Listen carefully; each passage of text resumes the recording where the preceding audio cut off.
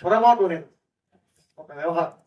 దాని గురించి ఏమంటారంటే, ఒకటి, నేరుగా తమ ఏజెంట్లను బయటి నుంచి ఉద్యమంలోకి ప్రవేశపెట్టడం, చొరబాటు రూపం.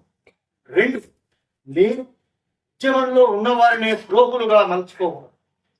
మూడు, ఏదో ఒక పద్ధతిలో ఉద్యమ నిర్మాణంలో బాగా వేశాక అక్కడున్న తమ మనుషులను వేరు వేరు లక్ష్యాలతో పనిచేయించడం. ఈ మూడు పద్ధతులతో చొరబాటు జరుగుతుంది అని మండలస్థాయి యుద్ధం గురించి ఉద్యమం రాసింది. దీనికోసం ఉద్యమ అంతర్గత సమాచారాన్ని బయటికి చేరవేసే పనిలో కొంతమంది ఉంటారు. మరికొందరు ఉద్యమ నిర్మాణంలో పాదుకొని, అండర్లైన్ చేసుకోండి, ఉద్యమ నిర్మాణంలో పాదుకొని విద్రోహుల వ్యవస్థను తయారు చేస్తారు. ఒక భావజాలాన్ని ఆమోదనీయమైన భావజాలంగా మార్చడం, అది సరైనది అని సమాజంలో మేధావులు ఆలోచన పనులు అనుకునేలాగా కూడా చేయడం, ఇంత యుద్ధం చుట్టుముట్టిన తర్వాత, అక్కడ లక్షల సైనిక బలగాలు మోహరించిన తర్వాత, ప్రతిరోజు వెంటాడుతున్న తర్వాత, రాత్రి బౌలు తీరిక లేకుండా పరిగెత్తవలసిన పరిస్థితి వచ్చిన తర్వాత పాపం ఇంటికి ఏం చేస్తారు?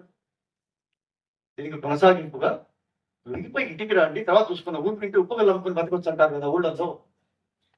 ఈ వాతావరణంలో సమాజాన్ని అంతా పడేసి లోపల ఒక విద్రోహ వ్యవస్థను తయారు చేసి, విద్రోహ భావజాలాన్ని మాత్రమే కాదు, లోపల ఒక విద్రోహ వ్యవస్థను తయారు చేసి మొత్తంగా విప్లవ నిర్మాణాన్ని నిర్మూలించడం అనే ఒక అంతర్గత కుట్ర. బహుశా ప్రపంచవ్యాప్తంగానే ఏ విప్లవానికి ఇలాంటి అనుభవాలు ఉన్నాయో మనం ఇప్పుడు చదవడం మొదలు. ఇంత నిశ్చితంగా మనం చెప్పగలమా? తడబాటు అవసరం ఉందా మనకేమైనా? ఇక్కడ సంకోచం ఏమైనా ఉండవలసిన అవసరం ఉందా? ఎందుకంటే ఇంత స్పష్టంగా మనకు కనిపిస్తున్న తర్వాత, గ్రాఫికల్ గా మనకు కనిపిస్తున్న తర్వాత, మనకి ఏమైనా తెలియకపోతే డీటెయిల్స్ తెలియకపోవచ్చు. రోజుల వేణుగోపాల్ రెడ్డి రాజ్యం దగ్గర కూర్చొని ఏ రోజు ఎక్కడ ఎప్పుడు మాట్లాడాడో మనకు తెలియదు. అసలు ఈ రోజు అట్లా అవసరం ఉందా? ఇది డీప్ స్టేట్ ఆపరేట్ అవుతున్న కాలం.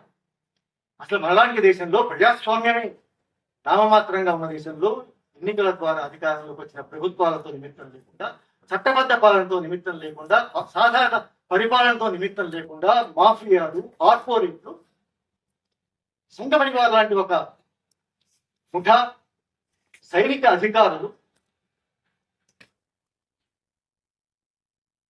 పనిచేస్తున్నటువంటి స్థితి